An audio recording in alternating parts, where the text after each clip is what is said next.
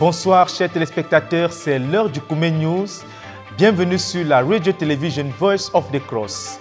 En titre de l'actualité cette semaine, la cérémonie de clôture de la première session de 21 jours de l'école de la connaissance et du service de Dieu a eu lieu à Ndoumbi le jeudi 4 mars dernier. 71 étudiants étaient concernés sur les 150 présents.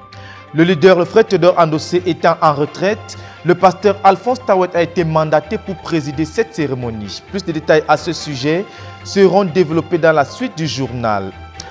Voilà donc pour les titres, chers téléspectateurs. Restez connectés pour la suite du développement.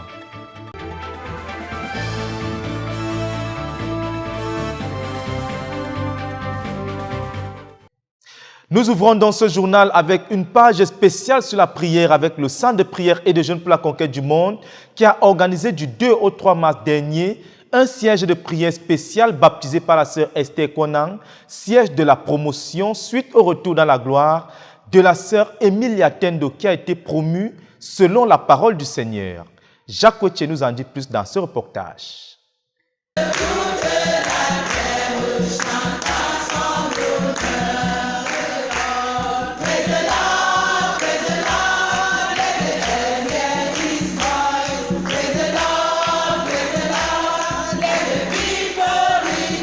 Le 7e siège de prière du ministère, organisé par le Centre de prière et de jeûne pour la conquête du monde, et le 47e de la phase 3 à la base à Koumé, a effectivement eu lieu du 2 au 3 mars 2021. C'était un siège spécial, le siège de la promotion. Suite au départ dans la gloire de la sœur Emilia Tendo, départ qui est une promotion du Seigneur accordée à notre sœur et au ministère tout entier. La sœur Esther a donc rassemblé ses soldats d'élite non seulement pour donner la gloire au Seigneur, mais aussi pour le célébrer pour cette promotion. À cause de cette promotion, cette rencontre initialement prévue à 10 h n'a décollé qu'aux environs de 18 h. Environ 128 participants sont venus de 7 localités de la nation et de 9 centres chrétiens de la ville de Berthois pour cette bataille spéciale. Ils l'ont engagé par des acclamations et une série de louanges parce qu'il a créé la sœur Émilie, l'a commissionné et l'a repris à la maison. En fait, à partir du livre du frère Zach intitulé « Ministère de louanges et d'action de grâce », la dirigeante de la rencontre a ordonné à l'assistance de rendre grâce au Seigneur parce que c'est sa volonté. Il nous l'a fait savoir en nous donnant un message. De plus, il leur donne d'être joyeux dans 1 Thessaloniciens chapitre 5, verset 16, et de se réjouir dans le Seigneur dans Philippiens chapitre 4, verset 4.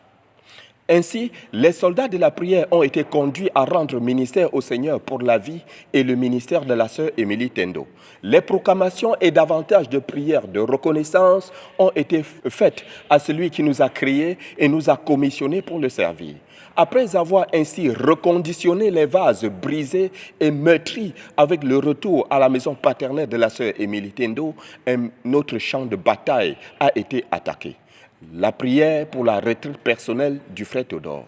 Les saints rassemblés l'ont amené une fois de plus à l'existence. Ils ont intercédé pour chaque étape du voyage de Koumé jusqu'au lieu de la retraite. Ensuite, ils ont combattu avec Dieu pour qu'il décharge le leader des fardeaux du leadership pour l'installer dans la retraite dès le premier jour. Par la suite et à plusieurs reprises, ils ont insisté pour que Dieu lui rende un profond ministère de consolation et d'encouragement et afin qu'il puisse entrer effectivement dans l'esprit de la retraite dès le premier jour. À partir des sujets de prière déjà établis aussi, la sœur Esther et les ministres de prière se sont tenus devant Dieu en faveur de notre leader parce qu'il faut qu'il demeure dans cette retraite jusqu'à la fin. La suite de la bataille a tourné autour de la protection générale du ministère tout au long du mois de mars 2021. La protection des différentes catégories de dirigeants ainsi que leur vie spirituelle durant cette même période. La sœur Esther a une fois de plus conduit l'Assemblée à supplier Dieu pour qu'il use de compassion envers nous en guérissant tous les malades du ministère et en protégeant toutes les femmes enceintes. Enfin, ils ont violemment crié à Dieu pour qu'il accorde au frère Théodore de se saisir totalement de lui pendant chaque tranche de 15 minutes de chaque jour de cette retraite.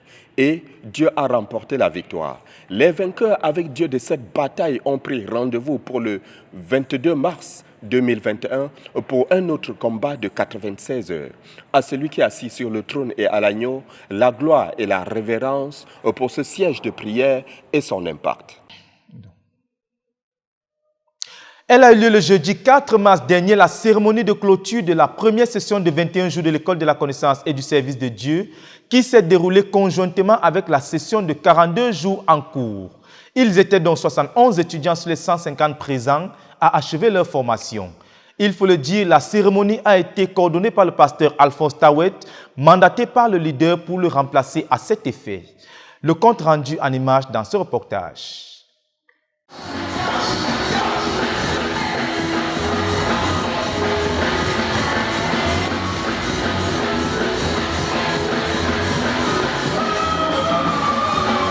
La 7e session de l'École de la connaissance et du service de Dieu en cours depuis le 12 février dernier est parvenue à son thème ce jeudi 4 mars 2021, non pour tous les étudiants, mais spécialement pour les près de 71 étudiants de la première session de 21 jours.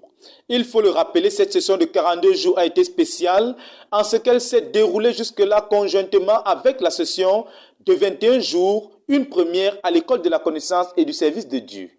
La cérémonie de clôture de la session de 21 jours a donc débuté par une série d'actions de grâce pour la session, particulièrement pour l'œuvre de transformation que le Seigneur a opérée dans les cœurs des étudiants.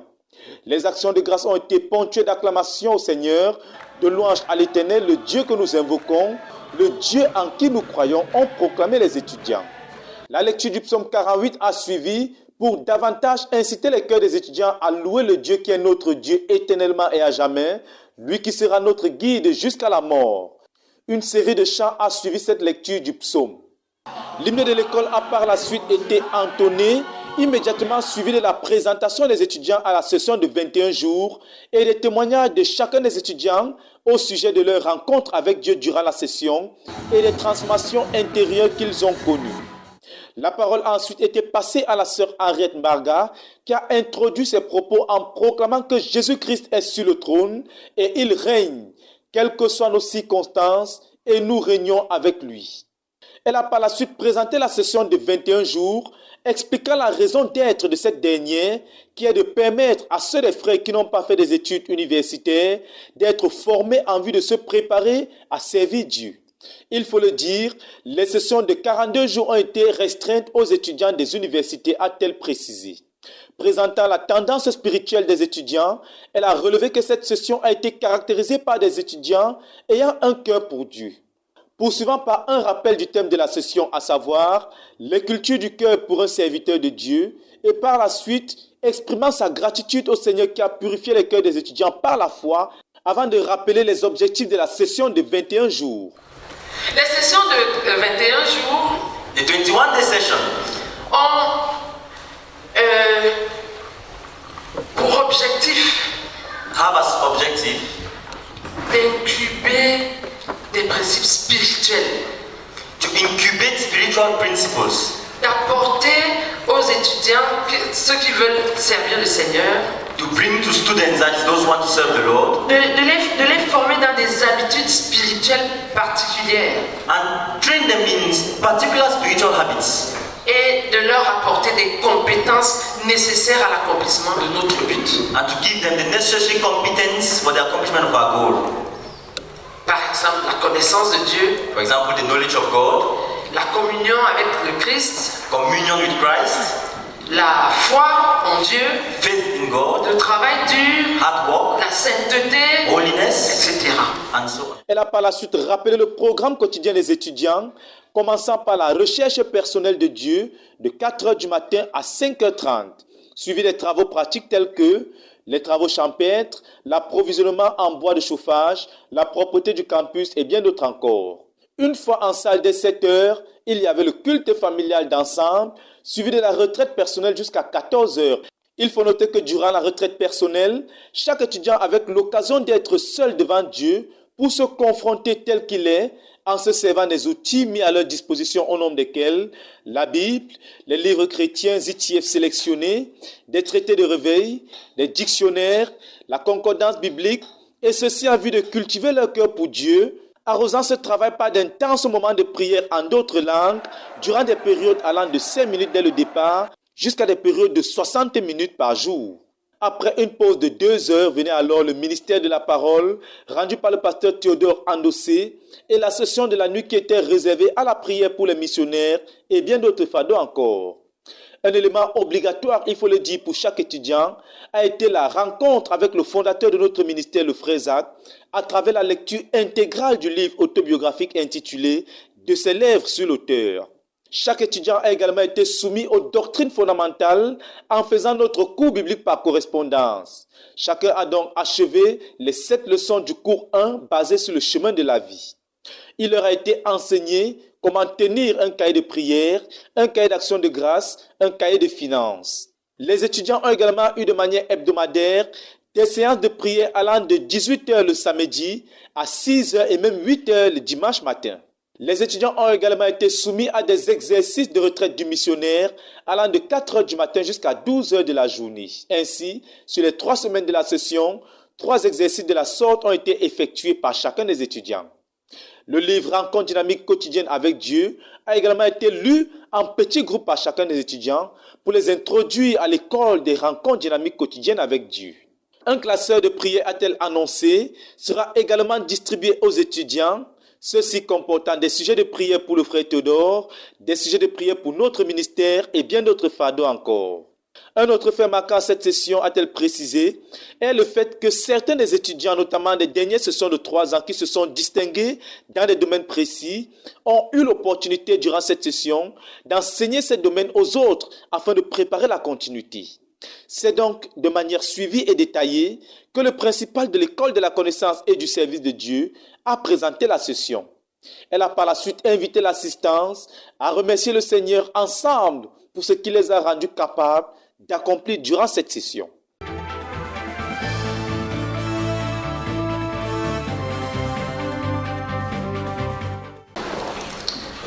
Nous allons appeler le frère Alphonse, I'm going to call on Brother Alphonse, qui représente le frère Théodore en retraite, who represents Brother Theodore, who is on retreat, pour la suite.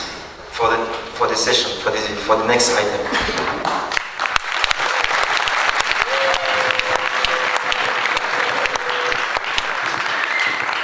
Après quelques actions de grâce, il a conduit l'auditoire dans 2 passages, à savoir Jean chapitre 1, les versets 19 à 27 et Ésaïe 51. Commençant par rappeler aux étudiants qu'ils sont en train d'entrer dans la vie spirituelle active. Dans le chemin de la vocation céleste, l'orateur a ajouté que sur ce chemin, chacun devrait se poser la question « Qui suis-je » relevant par là que pour le cas de Jean-Baptiste dans le passage lu plus haut, ce sont les païens qui lui ont posé cette question. Ainsi a-t-il ajouté, quel que soit le domaine de notre service à Dieu, l'on doit pouvoir répondre à cette question « Qui suis-je » car dans le monde spirituel, c'est la question qui est toujours posée et c'est de ça que l'ennemi se sert pour peser les hommes. Par contre, dans le passage d'Ésaïe a relevé l'orateur, c'est Dieu qui pose la question au prophète de savoir « Qui es-tu » Ceci afin de repositionner, de reconfigurer et de le réaligner. S'adressant ensuite aux étudiants, la même question a été posée à chacun de par l'orateur, à savoir « Qui es-tu » Qui étais-tu à ton arrivée à cette session? Et après 21 jours de culture du cœur durant cette session, qui es-tu a-t-il insisté? Qui es-tu? Who are you? Il faut que tu répondes à cette question. You must answer that question. Et tu as tout prix que tu répondes à cette question. You must answer to that question at all costs. Parce qu'en répondant à la question, toi qui es-tu? Because answer to the question you for yourself, who are you? Cela te permet de savoir ce que tu aimes, ce que tu aimes et que tu peux aimer, It enables you to know what you love and what you can love, et ce que tu ne dois pas aimer, and what you should not love, ce que tu ne dois pas suivre. what you should not follow. Qui es-tu? Who are you? Réaligne tes pensées. Realign your thoughts. Quand tu réponds à cette question, When you answer to that question, tu es reconfiguré you are reconfigured à l'intérieur de toi-même, inside you, dans tes pensées, in your thoughts, dans tes choix, in your dans choices, tes goûts, in your tastes, dans tes in désirs. your desires. Toi, qui es-tu? You, who are you? Qui es-tu? Who are you? Exhortant chaque étudiant à toujours se poser cette question, le frère Alphonse a relevé que cette connaissance fixe le missionnaire dans la vision. Elle aide le croyant à être libéré des liens du passé, afin que les richesses intérieures énumérées dans le livre de Philippiens chapitre 4 verset 8 soient le partage de chacun, à savoir que tout ce qui est pur, tout ce qui est juste, tout ce qui est vrai, tout ce qui obtient de l'approbation, tout ce qui est digne de louange soit l'objet de vos pensées. Après une énonciation claire des capacitations reçues par quiconque a répondu à la question « Qui suis-je ?», l'orateur a continué par la lecture du livre de Proverbes chapitre 4 au verset 23, exhortant chaque étudiant à garder son cœur plus que toute autre chose après tout ce travail de culture du cœur abattu par chacun au travers du déracinement des idoles principalement durant cette session.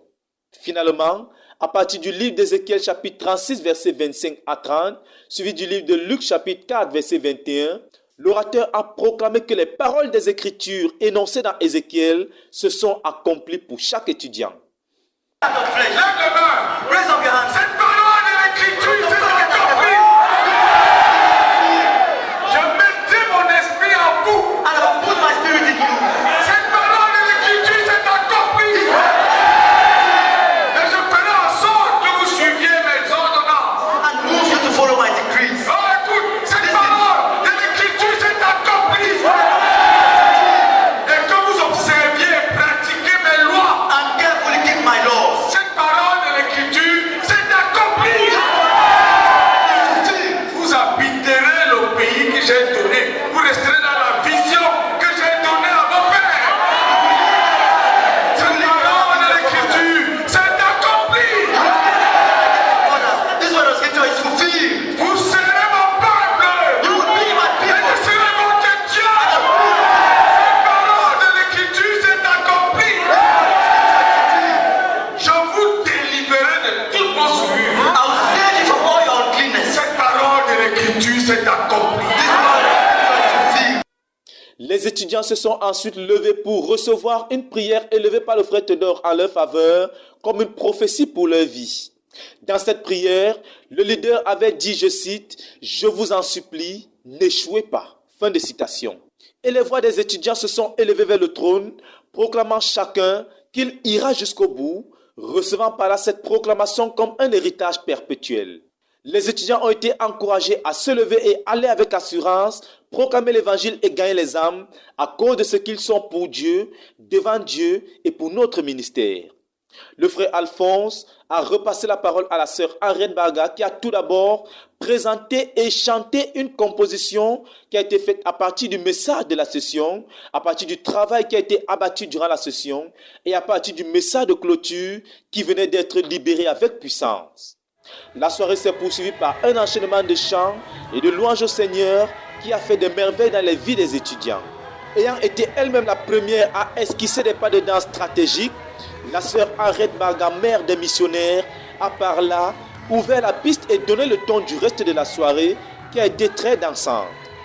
C'est à peine que celle qui a donné le rythme a réussi à interrompre les danses pour la dernière grande surprise de la soirée pour les étudiants sortants, à savoir la distribution des traités et de la littérature chrétienne.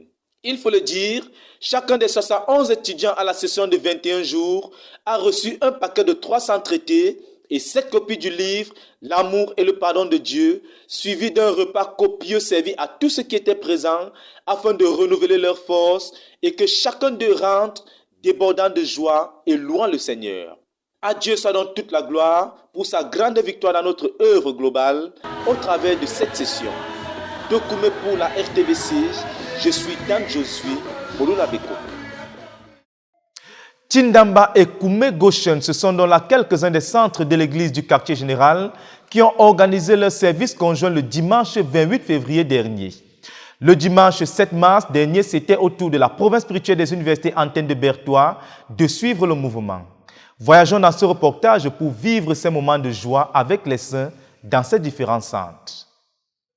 Le dimanche 28 février dernier, les centres de Tindamba, Koumé Goshen ont tenu leur service conjoint. Commençant par le centre de Tindamba, le samedi veille du service conjoint, un concert qui a rassemblé près de 300 personnes sous la houlette du pasteur de la loi de l'église du quartier général, le frère Cyrus Tawet, a été organisé.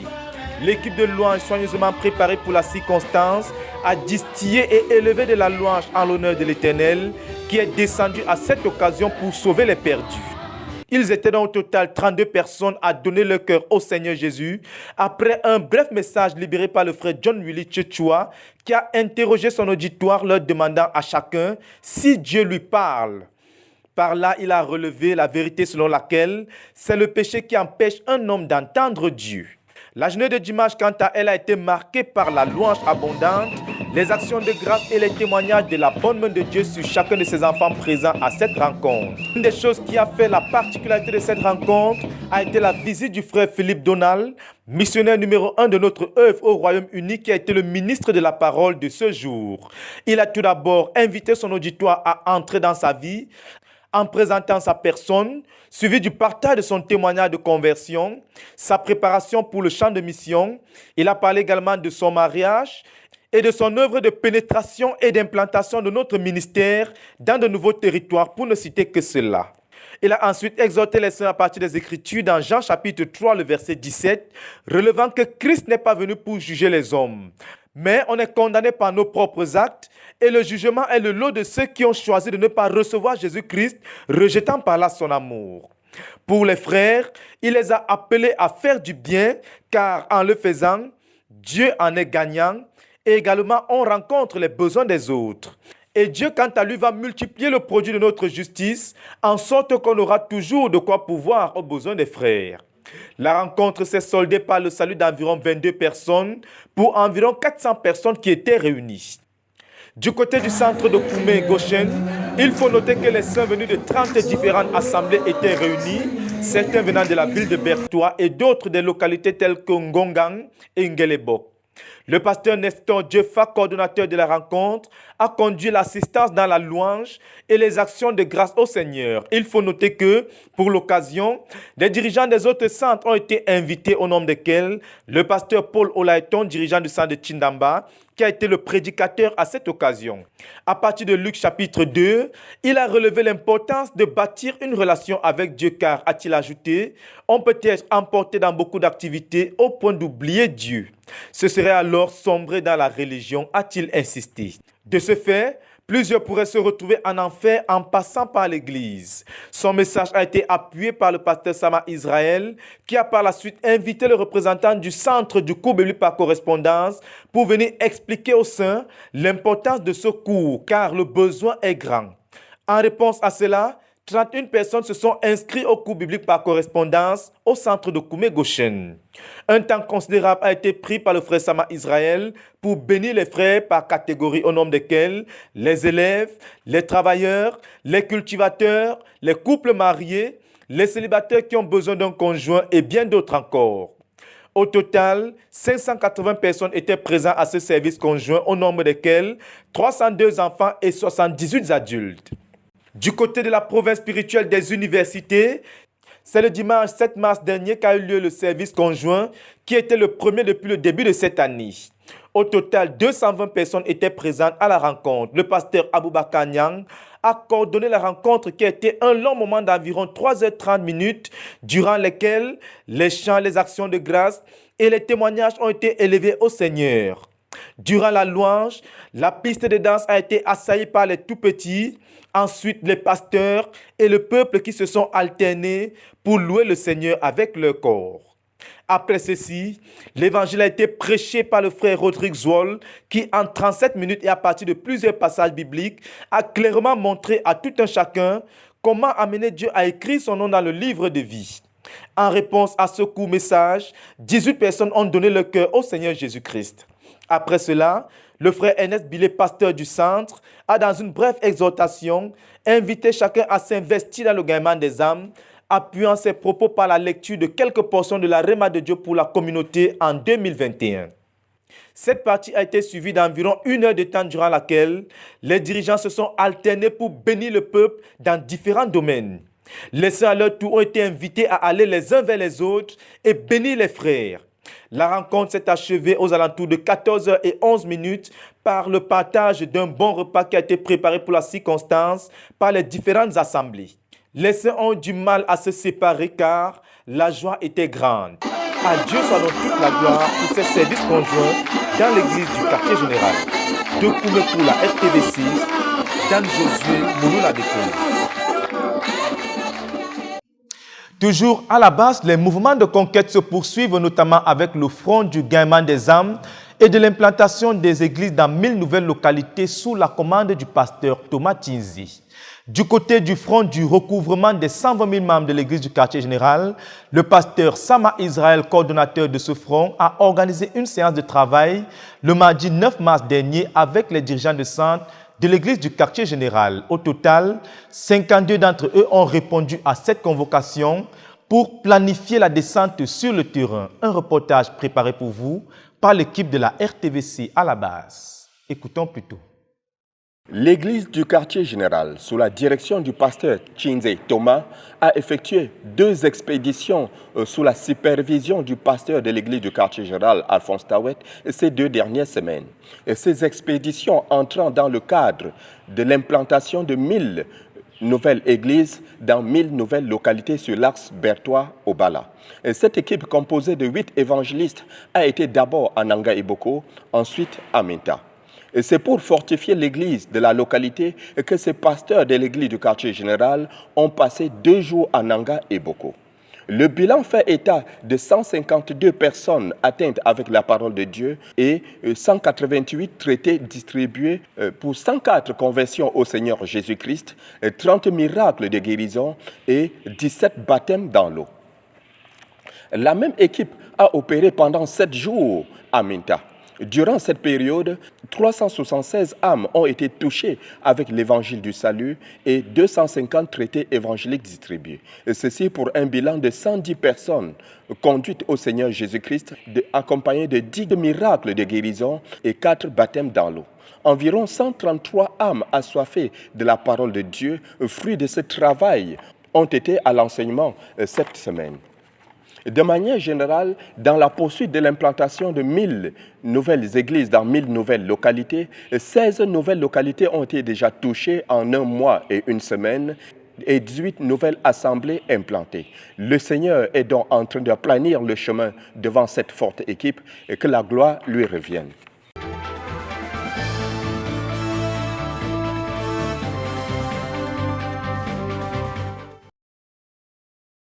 Il est 17h ici au quartier général lorsqu'environ 53 dirigeants des différents centres se sont réunis au hall de 5000 places pour prendre part à la rencontre critique de l'équipe de recouvrement des 120 000 membres de l'église du quartier général, rencontre conduite par le pasteur Sama Israël, responsable de ce front. La rencontre a débuté par la lecture du passage d'Éphésiens chapitre 5, verset 3-4 et verset 19, duquel il a exhorté les dirigeants sur le fait que lorsque les chrétiens se réunissent, leur patois ce sont les louanges et les actions de grâce au Seigneur. De là, les saints ont été invités les uns après les autres à rendre grâce à Dieu pour quelque chose de personnel. Cette série a été suivie des actions de grâce pour le départ dans la gloire de la sœur Émilie et pour la sagesse et la main de Dieu qui repose sur le frère Théodore, principalement pour la prise des décisions critiques.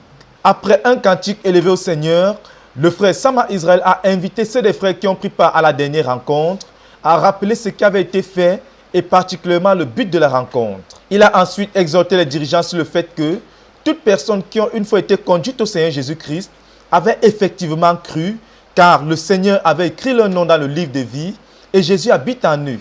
Et quel que soit l'endroit où ils se trouvent, on doit les ramener.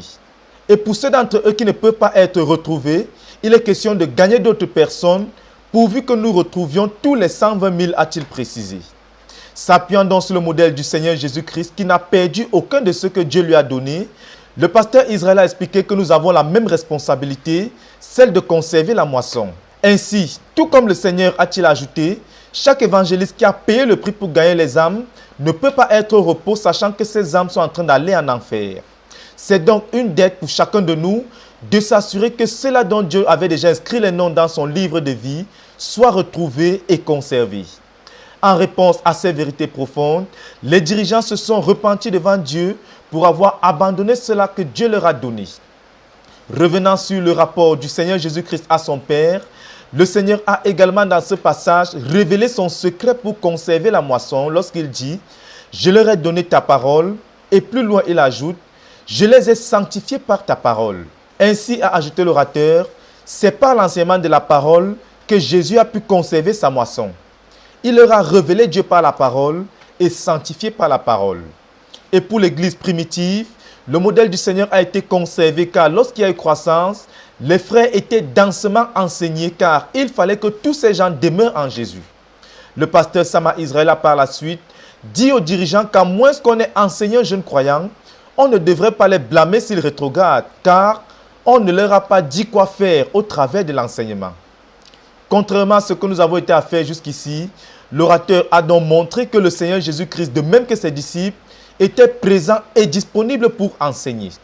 Et dans notre ministère, Dieu nous a lourdement équipés au travers de nos livres et même du cours biblique par correspondance afin d'être efficaces dans l'enseignement. Après cet autre partage, la prière a été élevée afin que les frères soient fidèles à nourrir leurs brebis au travers de l'enseignement et même à ajouter à leur nombre. Les actions de grâce ont été élevées au Seigneur pour le don du frère Zach et pour le don des livres. Plusieurs frères se sont alternés pour rendre témoignage de la puissance de nos livres dans l'enseignement et la conservation des jeunes convertis. Il est donc question pour nous, à expliquer le pasteur Israël, de rentrer dans les localités pour enseigner. Mais avant cela, chaque dirigeant a été invité à s'inscrire et à traiter complètement les 7 premières leçons du cours biblique par correspondance portant sur le chemin de la vie, afin de voir la nécessité d'y inscrire leurs gens. Finalement, le fait de recouvrer les 120 000 membres n'est pas un mystère, a confié le pasteur Sama Israël, mais chacun, a-t-il ajouté, est un puissant instrument entre les mains de Dieu pour cette grande mission. Pour rendre la tâche pratique, le pasteur Israël a présenté la planification du centre de Koumé, où 110 villages où l'évangile avait été prêché ont été répertoriés et répartis en 11 zones, chacune sous la responsabilité d'un dirigeant. Les membres des différents centres se sont donc regroupés en ateliers pour le travail pratique, consistant à répertorier toutes les localités qu'ils avaient pénétrées et planifier la stratégie de recouvrement. Au total, 12 ateliers ont été formés pour cette tâche pratique.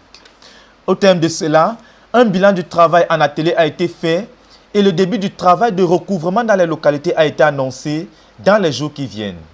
Les actions de grâce ont été rendues au Seigneur pour tout le travail accompli, marquant ainsi la fin de la rencontre. À Dieu soit toute la gloire pour le décollage de ce front de bataille. De Koumé pour la RTVC, Dan Josué, Molo Labekoum. Dans la province spirituelle de l'Ouest, plus précisément dans la ville de Thiang, s'est tenue du 6 au 7 mars dernier une rencontre des saints venus de 4 provinces spirituelles avec le missionnaire Jean-François Edogué, qui est actuellement en tournée dans la nation camerounaise pour le suivi de l'école de formation des gagneurs d'âmes récemment effectuée dans les provinces spirituelles au Cameroun. Le compte rendu avec Yassine Bekolo. Le week-end du 6 au 7 mars de cette année, la province spirituelle de l'Ouest a reçu la visite de notre évangéliste, le pasteur Jean-François Edogué, notre missionnaire au Mali, dans le cadre de sa tournée du suivi des écoles de formation des évangélistes et gagneurs d'âmes dans la nation camerounaise. L'événement s'est déroulé à Thiang, base de l'œuvre à l'Ouest, dans la salle polyvalente du Sénagès. Elle regroupait 4 provinces spirituelles à savoir les provinces spirituelles du Mungo, la province spirituelle du Nord-Ouest, du Dongamanto et enfin celle de l'Ouest. L'événement a été marqué par la présence du pasteur Jean-François, du pasteur Joseph Ngandé, dirigeant des jeunes et des étudiants, des dirigeants provinciaux, des dirigeants départementaux, des dirigeants d'église, ainsi que tous les saints enrôlés dans l'école d'évangélisation et des gagneurs d'âmes. Cette rencontre, présidée par le pasteur Honoré Ndienjou, dirigeant de la province spirituelle de l'Ouest, a débuté vendredi aux environs de 10h30 et 1 heure après, le pasteur Jean-François a transporté l'auditoire dans la parole de Dieu dans le livre des Actes des Apôtres, chapitre 4, versets 35 et 36. Dans ce passage, il a attiré notre attention sur le fait que Paul et Barnabas avaient l'habitude de retourner dans toutes les villes dans lesquelles ils avaient prêché l'évangile, afin de savoir dans quel état se trouvaient ceux qui avaient reçu Jésus. Plusieurs des frères ont échoué à ce niveau, a-t-il fait remarquer, car beaucoup prêchent l'évangile, mais sont négligents en ce qui concerne le suivi des jeunes convertis. Cette négligence se traduit simplement par le fait que l'œuvre de Dieu n'est pas prise à cœur et que les frères n'y mettent pas leur tout. Ramené une fois de plus dans la parole de Dieu, il nous était dit que celui qui fait l'œuvre de Dieu avec négligence est maudit, car il a changé de camp et est frère de celui qui détruit, selon Jérémie 48, verset 10 et Proverbe 19, verset 9. Mais avec négligence, you are doing God's work, but slowly. La Bible dit que tu es maudit. The Bible says you are cursed. Ce n'est pas que tu ne fais pas. It's not that you don't do it. Les frères ont donc été invités à prendre l'œuvre de Dieu à cœur et à y mettre leur tour, car nous n'avons guère le choix. Dieu a une seule œuvre. Le serviteur de Dieu a déclaré après la lecture de la Bible dans le livre de Jean, chapitre 6, versets 28 à 29. Dieu n'a pas des œuvres, mais il a une seule œuvre qui consiste à amener les gens à croire en Jésus. Ainsi donc, la finalité de tout ce que le croyant fait doit être d'amener les hommes à croire en Jésus-Christ. Chacun a donc été invité à examiner ses motifs, car Dieu jugera les motifs des cœurs, puisque tout motif qui n'est pas l'œuvre de Dieu est un motif injuste. Selon 1 Corinthiens chapitre 9 verset 23, il ressort que le croyant qui n'a pas fait toute chose pour la cause de l'évangile, pour que les gens croient en Jésus, n'a aucune part aux promesses de l'évangile, car la proclamation de l'évangile n'est pas quelque chose d'optionnel pour le croyant. Chacun doit y prendre part. Tout un chacun a été invité à prendre conscience du fait que seule la raison pour laquelle il vit ou elle vit est de faire l'œuvre de Dieu, c'est-à-dire d'amener les gens à croire en Jésus-Christ. Car, a-t-il dit, toute chose dont la finalité n'est pas d'amener les gens à croire en Jésus-Christ est une œuvre du diable. Selon 2 Timothée chapitre 4 verset 17 à verset 17, 1 Pierre chapitre 5 verset 8, les saints ont été édifiés sur le fait qu'il y a un lion dehors cherchant à dévorer ceux qui ne font pas l'œuvre de Dieu ou ceux qui sont laissés distraire de l'œuvre de Dieu. Après quoi, le serviteur de Dieu a conduit tout l'auditoire à prier pour sortir de la malédiction qui consiste à ne pas vivre totalement pour l'œuvre de Dieu et à entrer sous la bénédiction de ceux qui font l'œuvre de Dieu de tout leur cœur et avec diligence. Au nom de Jésus, aujourd'hui je sors totalement de la malédiction qui consiste à ne pas vivre uniquement pour l'œuvre de Dieu. Et aujourd'hui je me place sous la bénédiction de ceux qui font l'œuvre de Dieu de tout leur cœur et avec diligence. Amen. Amen. La session du matin s'est achevée par un appel à ne pas se laisser distraire du but par l'ennemi, car ce qui explique la misère dans laquelle beaucoup d'enfants de Dieu vivent, bien que sa parole soit pleine de promesses, c'est le fait qu'ils n'ont pas porté l'œuvre de Dieu de tout leur cœur et Satan a trouvé quelque chose à dévorer en eux, puisque tout ce qui est maudit appartient à Satan. La session du soir, bien que courte, a été édifiante. L'exemple de Moïse, l'évangéliste, nous a été dépeint à partir du livre de l'Exode, chapitre 4, versets 1 à 9 et verset 20. Et de cela, il ressortait clairement que Dieu veut nous bâtir comme il a fait pour Moïse. Et comme Moïse, chacun a au moins une chose qui tient en main et qui devait jeter à terre pour l'œuvre de Dieu. Dieu envoie son évangéliste. God sends his evangelist. Mais il n'est pas très chaud pour aller faire l'œuvre de Dieu. Parce qu'il a des problèmes d'incrédulité et de doute. But he's not very warm to go and do God's work because he has doubt and unbelief towards God. Le Seigneur lui demande, qu'est-ce que tu as dans la main? The Lord asks him, what do you have in your hand? Qu'est-ce qu'il avait dans la main? What did he have? Une verge. His staff. Qu'est-ce que Dieu lui dit? What did God tell him? Jette-la par terre. Throw it on the ground. Chacun a au moins une chose dans sa main. Tu as ta propre vie dans ta main. Everyone has at least one thing in his hands. You have your own life. Mais Dieu te dit jette-la par terre. But God tells you throw it on the ground. Dieu ne nous a pas donné d'autre choix que celui de vivre pour son œuvre. Tout comme la verge de Moïse est devenue la verge de Dieu, après qu'il lui a accepté de jeter par terre, le croyant devient la chose personnelle de Dieu lorsqu'il décide de se consacrer totalement à Dieu et de vivre pour son œuvre. Le pasteur Jean-François donc fait ressortir après cela qu'un gagnant d'âme, c'est quelqu'un de totalement consacré à Dieu. C'est un argument de conviction dans les cœurs. Ensuite, le gagnant d'âme, c'est quelqu'un qui a accepté de vivre dans la lumière, c'est-à-dire de vivre dans la sanctification totale.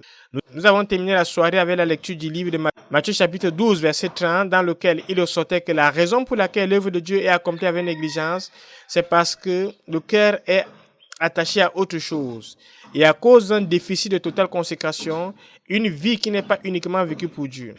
Après les prières des saints, le serviteur de Dieu a invité les saints à régler le problème de consécration, chacun pour sa part, cette nuit. Travailler avec Dieu pour la purification des motifs, afin d'être qualifié pour la suite des enseignements. Cette nuit a été déclarée la nuit de la consécration. Rendu à la deuxième journée de notre rencontre, les saints étaient encore plus nombreux.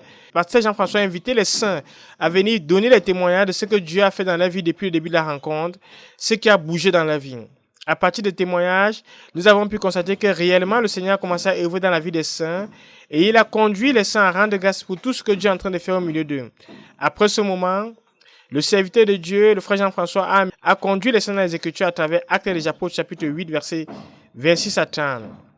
il a fait ressortir clairement la nécessité pour tout gagnant d'âme d'être conduit par Dieu dans l'évangélisation. Car Dieu seul sait là où la moisson est mûre. Lui seul connaît les cœurs qui traversent les déserts et qui sont prêts à recevoir le Seigneur Jésus-Christ. Comme Philippe, tous les saints ont donc été invités à rechercher la précision dans la direction pour l'évangélisation.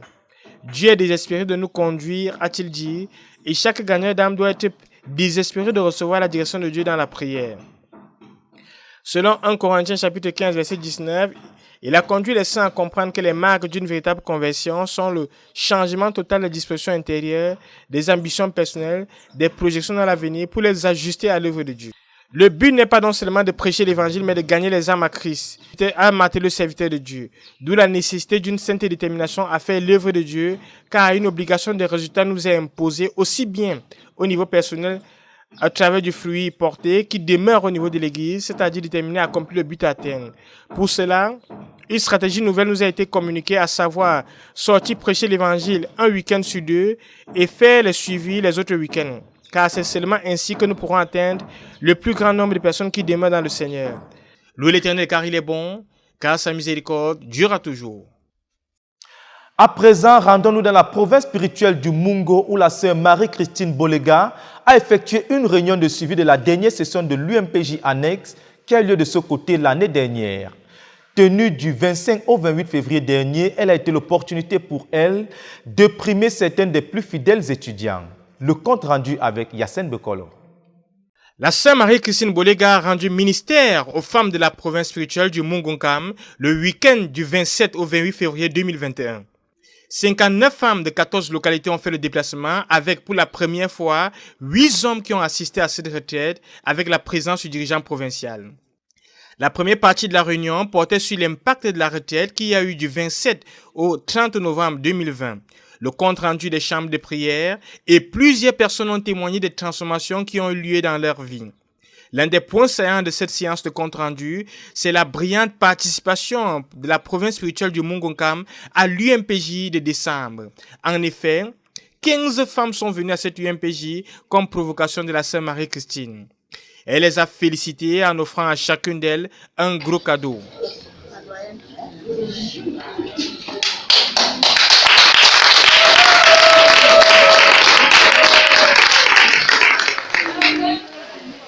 C'est une belle chose de servir Jésus, c'est une belle chose de servir Jésus, c'est une belle.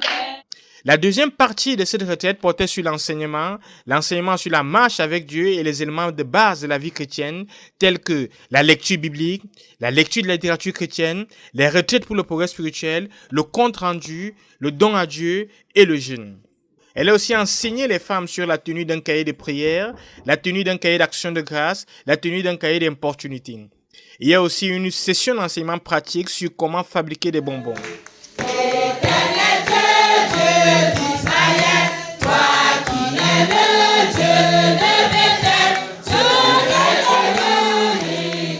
Dimanche, après la louange, l'adoration et les actions de grâce, la sœur Marie-Christine a enseigné sur le message du frère Théodore à l'UMPJ de décembre, notamment sur le thème « Le péché comme le premier ennemi de l'homme » et sur comment veiller sur tout ce que Dieu nous a donné, sinon elles seront attaquées par l'ennemi.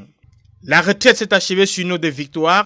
Nous bénissons le Seigneur pour l'impact de la vie de la sœur Emilia Tendo et des sessions de l'UMPJ qui ont suscité d'autres ministres compétents. Louez l'Éternel car il est bon, car sa miséricorde durera toujours.